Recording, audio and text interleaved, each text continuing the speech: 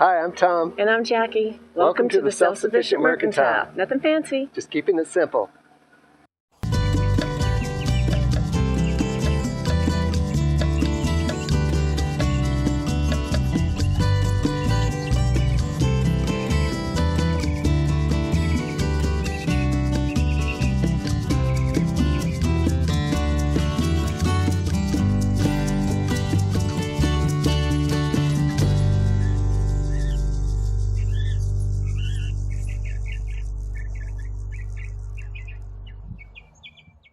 Good morning, everyone. Thank you so much for joining us. So this morning, what we thought we would do is another garden tour. It's now kind of the beginning of April, and we've got some different things going on than last time we filmed. We're kind of in a unique situation here in Southern California. We are Zone 9, and we have two distinct growing seasons. So we've got a cool season and then a warm season. And right now, we're just in between both of those. So it's that time of year where I have to decide, do I want to pull this crop out yet to make room for my tomatoes and peppers, or do I want to leave them because they're doing so well? So that's kind of the place that we're in, but we're going to show you what's growing right now. So the peas are doing wonderfully still. We've got some sugar snap peas. This guy here, edible pod and everything. These guys are very yummy. So these are still doing well. We have snow peas, which are also the edible pods. Those are the flat ones. And then we have some shelling peas. We're letting these get a little bit bigger before we pick them so that the peas are going to be nice size. But, you know, these still look so good. And usually by this time of the year, they're starting to develop like a powdery mildew. And then I have an easier time pulling them out because, you know, they're kind of telling me they're done. But we've had a very cool, damp spring. And so now that the weather's warming up, you know, they're not kind of going into down mode. They're still flowering and producing so well. So I think what I'm going to do is probably leave these for another couple of weeks at most. And then what'll go in here, because we do have our trellis, is we're going to put our beans on this trellis. Now in this same row, we also have some beets and spinach. And the spinach has done really well here, I think because of all the shade from the peas. So I'm going to leave this as long as I can. It's been very nice having the spinach. And then we also have some beets. I'm going to be pulling these guys in a little bit, probably in the next few weeks. You can see they're not huge, but they're sizing up pretty nicely. And then we'll be able to use the greens as well. And then over in the next row, we have all of our carrots, and they're getting to be really nice size. Now carrots will produce into the summer here, but they don't like it very warm. So what they tend to do is they tend to bolt and go to seed very quickly. So we'll probably go through and thin out the biggest of those, eat them fresh. They can store in the fridge for a long time in a bag. So I'll either do that. Also, I make pickled carrots, which are really yummy. So I'll probably do some of those too. Okay, let's see what else is down here.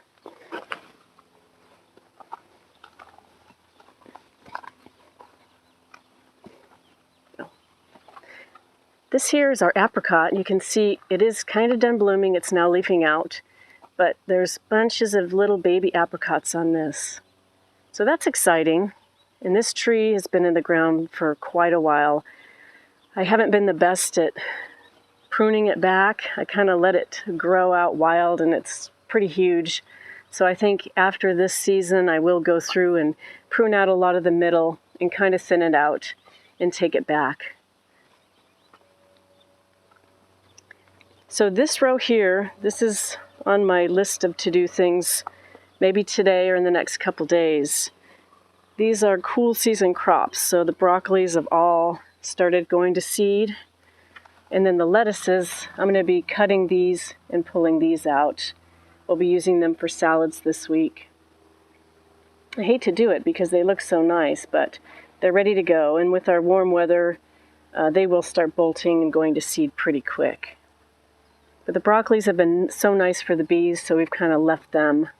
And I will be saving some seed. I've got one over here that you can see the seed pods forming a little bit better. See, all these are seed pods here. So what I'll do is I might leave this one plant and then let these kind of dry out a little bit and then cut the plant so I can save the seed for next season. Also, we've got some cilantro in this grow bag here. Grow bags are great. I've really grown to enjoy using them. This, I just grew cilantro in this year, and it is going to seed, so I will be probably pulling this out. I don't think I'm going to save any seed from this because we've got some others growing in this greenhouse that are further along. But grow bags are great. I've got some carrots here in another grow bag. And they do really well in grow bags. So if you don't have much space, this is another option for you. You don't have to have a huge garden to grow vegetables. And then one last thing that we plant in the grow bags are potatoes. And this is a crop I seeded a little bit later. So you can see they're pretty small, but they're coming up nicely. They did get a little bit of frost. We had some late cold weather. And I'll show you the other potatoes. They got nailed again by the frost, but I think that they'll be okay. And this is another grow bag with carrots in it. These are getting to be really big in there, so I'm going to pull all of these out. We're going to have a ton of carrots here pretty quick, which makes Tom happy because I think that's his favorite vegetable.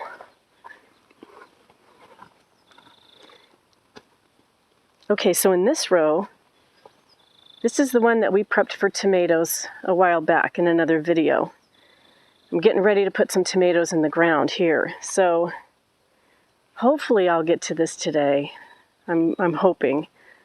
It's our day off. I've got other things to do, but I'm really going to try. So these are the ones that I grew in the peat pots. And I think I mentioned that they're not my favorite things to use, but I had some left over, and I thought, I might as well use them up. But what I'm going to do, I'll try to video it, is I don't plant the whole peat pot. You're supposed to be able to do that because they decompose, but I haven't found that to be true. So what I do is I actually pull the peat pot from around the root ball, and then I plant just the root ball itself. They seem to do better that way for me.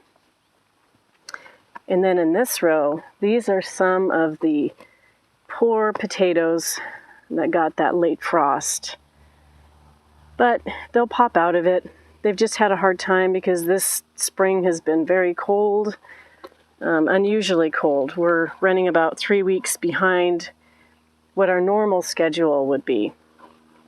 But I think that we'll get a good crop regardless, as long as it doesn't heat up too quickly. Potatoes are, again, one of those crops that don't like it real hot. And here in Southern California, we do tend to get, we have kind of temperate temperatures during the winter and spring, but then the summers get super hot. So I think those of you up north have the advantage of being able to plant everything at once, whereas here we kind of have to think about, it's going to be too hot for this crop. So anything that are root crops do well in the winter time here. One other thing on my list to do are the fava beans. They're still going strong. They are full of aphids right now. And I haven't pulled them out because I've noticed big bumblebees and regular honeybees working the flowers.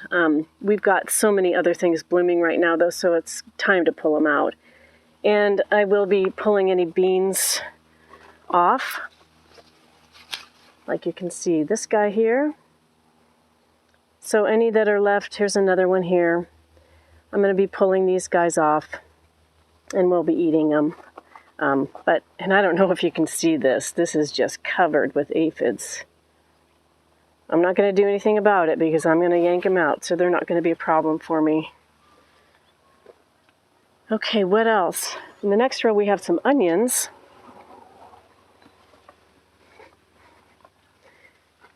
These guys have done pretty well.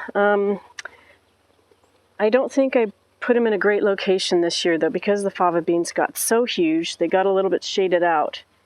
I think once I pull these fava beans out, they're going to do much better. And these are onions from Dixondale. They're really good onions. They have, there are a few different types of onions, the short day, the intermediate day, and the long day.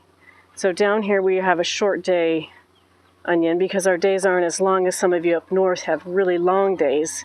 We're in the short day category here. So you have to grow the right type of onion for your area, or they're just not going to bulb very nicely. And then we showed you this in a couple videos ago, the sweet peas. They're just going crazy. They still have a ways to go. I'm not going to be pulling these out anytime soon, although I would like the room. But you can see they're just starting to bloom. They were a little delayed from the weather, but I'm going to let them just grow. And then maybe in about a month I'll have this space for doing more beans or maybe growing some cucumbers up on this trellis. And some of the fruit trees are starting to bloom and some have been blooming. So this is our Asian pear, and it's starting to bloom right now. This is a great fruit. It's one of my favorite fruits. I love pears, but the Asian pear is special because it's nice and crispy, so it's kind of like an apple pear. And you might want to see if that sounds interesting to you. Check to make sure they grow in your area. There's certain zones they grow in. They do fairly well here. This variety is self-pollinating, so I don't need to have two different trees. That's another thing to make sure. If you are growing fruit trees, that, you know, some things need to be pollinated, so you're going to have two different varieties to achieve that. This guy here, this is our nectarine. It's done blooming, and so we're just waiting to see what the bees did, if the bees did their job and we're going to get any fruit. I do have some peach leaf curl on this, so you can see that kind of bumpy leaf there and discoloration. That's very common on peaches and nectarines here. Now you do spray in the winter time. You've got to do about 3 sprays of I think it's a sulfur spray, copper sulfur. But again, when the weather is wet, it's really hard to do that. So I think I only got 1 spray on these guys. And, you know, it really doesn't, it's not going to bother me. Next year, once these leaves drop and it's dormant again, in the winter time, we'll be able to spray again next spring and should take care of that problem. And then over in this area, this is kind of a neat area. We had a pile of old garden debris. So we had carrots and chard, and we had our corn stalks, we had some of the sweet peas. We just piled it up here in a compost pile. We've since moved it, but you can see just things have volunteered all over the place. I did seed some poppies in here too, so those are coming up along with everything else. But this is fun because this shows you what nature does on its own. I have some borage in there too. But it's just neat to see an area. It's just kind of a wild area. And nature's just doing her thing. So that's pretty exciting. And then in this corner, I have some horseradish. This was one that I bought at the store and I made fire cider with. And then it started to sprout. So I planted it and it is coming up nicely. And I'm kind of excited to see how that does. It doesn't typically like it too hot in the summertime, so we'll see. If I've got to throw some shade cloth over it or something, maybe that would work. And another thing, we have this apricot tree. I believe this is a seedling from that big apricot that I just showed you guys. We found this growing in the middle of our garden. It is not rootstock for sure because the leaf looks different. So I think maybe a squirrel or something, I don't know what happened, a bird maybe got the seed, dropped it in the garden, it sprouted and grew. When it was dormant, we dug it out, put in this pot, and now it's starting to leaf out. So that's an experiment. We're just going to see. Maybe it'll be good fruit, maybe it won't be. We don't know yet. We're probably going to have to wait a few years, but anyway, that's kind of a fun thing. And then here we have our fruiting mulberry tree. This is that one that we took from a cutting from Texas at Tom's mom's house. And so it is starting to leaf out. This tree was kind of funny, I think, because it was a cutting of a branch. It's kind of got a weird shape, and we had to keep training it to grow straight because it wanted to keep curving. So we've done that, and what we're going to do, once it fully leaves out, we're going to cut some of these bottom branches off to kind of get the head on it taller.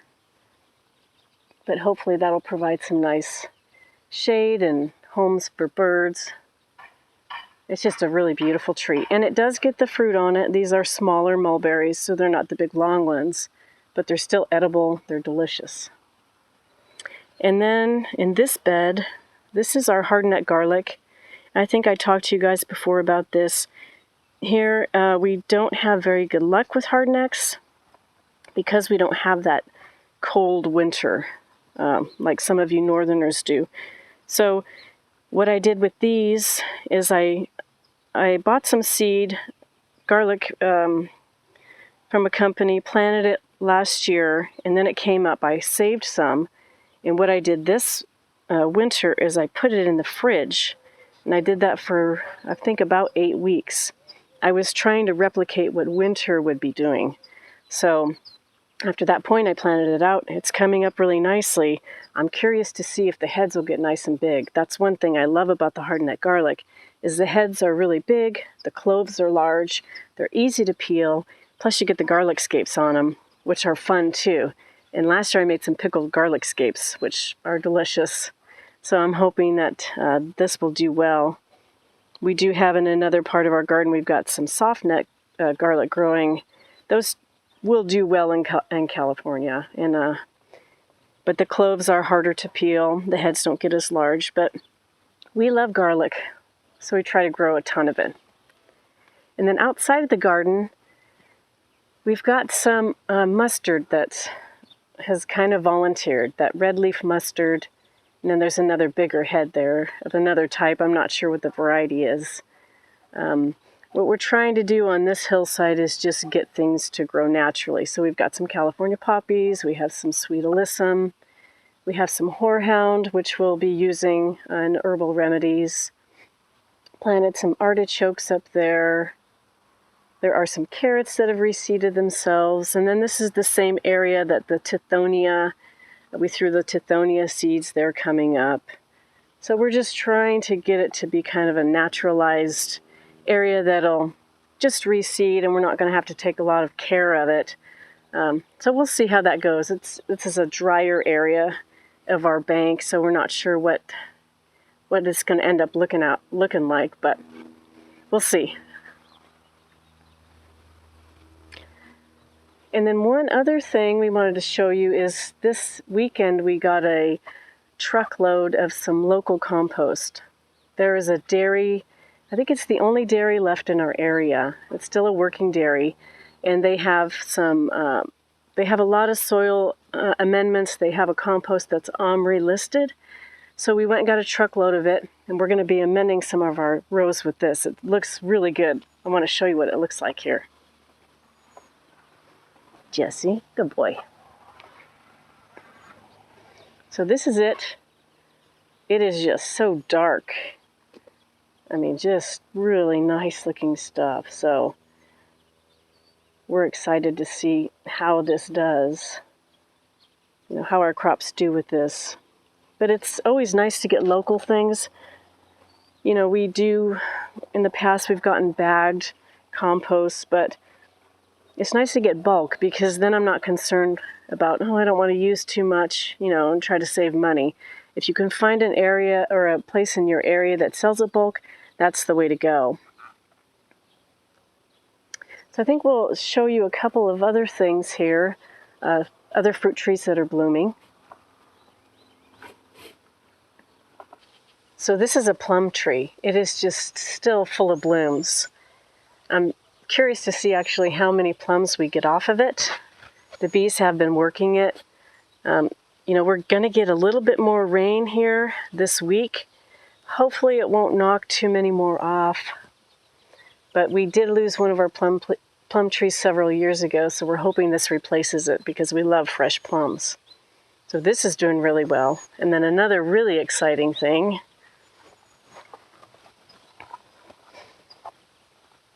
is our almond tree.